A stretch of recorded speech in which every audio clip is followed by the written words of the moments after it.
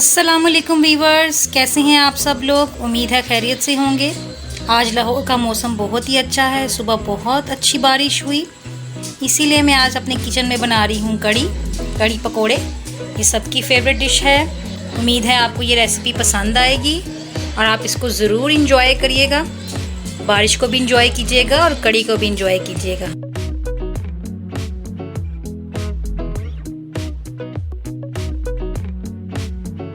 चलें हम इसको बनाना शुरू करते हैं। इसके लिए जो अज्जा हमें चाहिए, हमें चाहिए दही 250 ग्राम मैंने लिया है, बेसन 2 प्याली या 2 कप ले लें, पानी हस्बे ज़रूरत, हरा धनिया बारीक चॉप कर लें, लहसुन अदरक का पेस्ट 2 खाने के चम्मच, प्याज 2 अदद बारीक स्लाइस में काट लें। इसके अलावा हमें चाहिए ज़ीरा 1 चम्मच, हल्दी 1 चम्मच, गरम मसाला 2 खाने के चम्मच, सूख मिर्च 2 चम्मच, सूखा धनिया 1 चम्मच और लीमू। अगर आपको दही खट्टा करना है या आपको कड़ी खट्टी पसंद है तो आप लीमू का इस्तेमाल कर सकते हैं। ये कंपल्सरी नहीं है, ये आपकी अपनी मर्ज़ी है। और हस्बे ज़रूरत नमक। अच्छे से फेंट लें और इसके अंदर बेसन को शामिल कर लें और अच्छे से मिक्स कर लें। 1 कप पानी भी इसमें शामिल कर लें। जितने भी क्लम्स हैं ये नहीं बनने चाहिए, इसको अच्छे से मिक्स कर लें। अच्छे से इसको फेंट लें। आप फेंटने के लिए इसका इस्तेमाल भी कर सकते हैं, चाहे तो ब्लेंड कर लें, ये आपकी अपनी मर्जी है।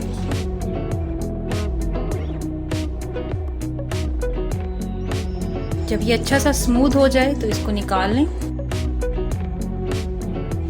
एक खुला बर्तन ले लें जिसमें हम कड़ी पकाएंगे।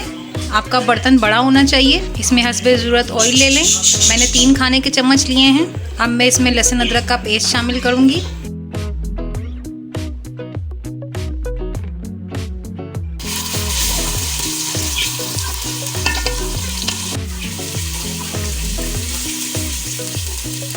लहसुन फ्राई हो जाए तो इसमें मसाले भी शामिल कर दें।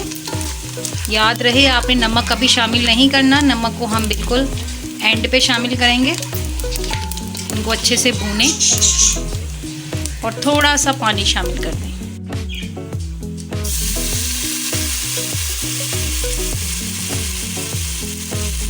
इस पेस्ट को शामिल करने से पहले इसमें नींबू निचोड़ लें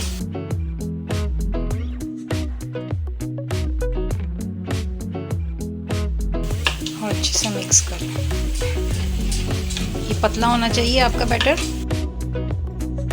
अब हम इसके अंदर अपना ये पेस्ट शामिल कर रहे हैं।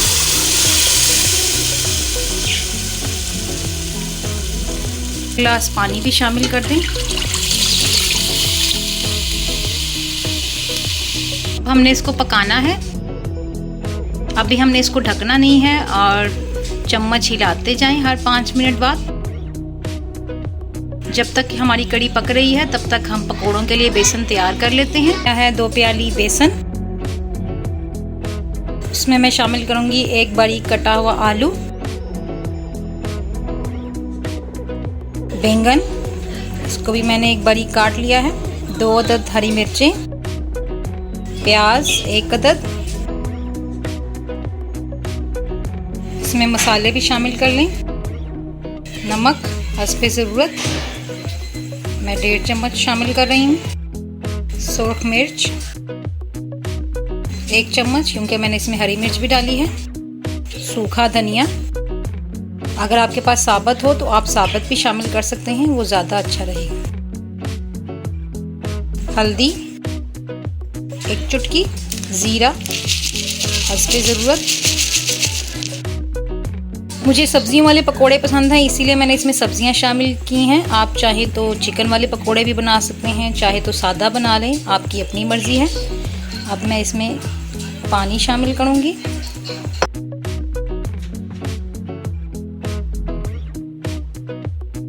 और इसको अच्छे से मिक्स कर दें। थोड़ा सा पानी उड़ जाएगा।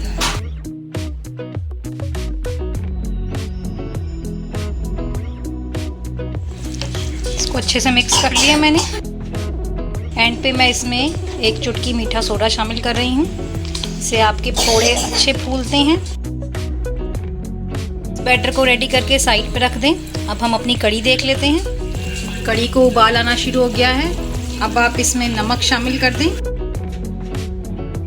آپ چاہیں تو چیک کر کے اس میں اور نمک بھی شامل کر سکتے ہیں، اگر کم لگے تو اچھے سے مکس کر لیں۔ جب اس کو ابال آنے لگے اور آپ دیکھیں تھوڑا سا پانی خشک ہو گیا ہے، یہ دیکھیں نشان کہاں تک نظر آ رہا ہے اور کتنا پانی خشک ہو گیا ہے، تو آپ اس کو ڈھک دیں۔ پورا نہیں ڈھکنا، اتنا سا چھوڑ دینا۔ پکوڑوں کے لیے آئل کو گرم کر لیں۔ آئل ہمارا گرم ہو گیا ہے، اب ہم اس میں پکوڑے شامل کریں گے۔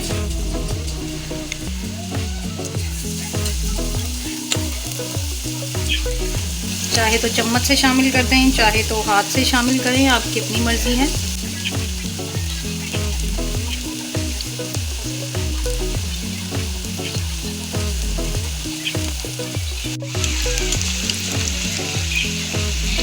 پکوڑے پلٹتے جائیں ساتھ ساتھ۔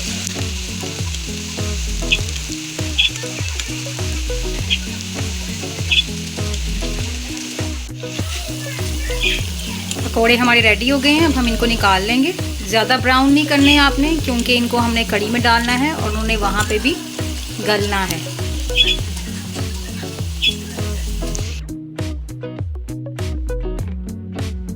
اسی طریقے سے سارے بیسن کے پکوڑے بنا لیں۔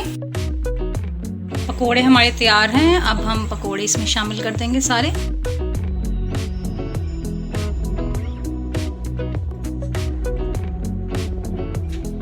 پکوڑے شامل کر کے آپ نے اس کو ڈھک دینا ہے۔ آئل لے کے اس میں ہم نے پیاز کو فرائی کرنا ہے۔ اس کا ہم تڑکا لگائیں گے کڑھی کے اوپر۔ تقریباً 1 کپ آئل لیا تھا میں نے، جس میں یہ میں پیاز فرائی کر رہی ہوں۔ میں نے وہی آئل لیا ہے جس میں میں نے پکوڑے فرائی کیے تھے۔ کڑھی ہماری دم پہ ہے، پکوڑے ہم اس میں شامل کر چکے ہیں۔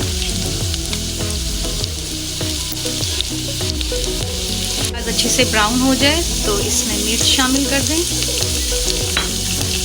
کڑھی کے اندر دھنیا شامل کریں، اور اب ہم یہ پیاز بھی شامل کر دیں گے اور اس کو ڈھک کے 5 منٹ کے لیے دم پہ رکھ دیں۔ امید ہے آپ کو یہ کڑھی کی ریسپی پسند آئی ہوگی۔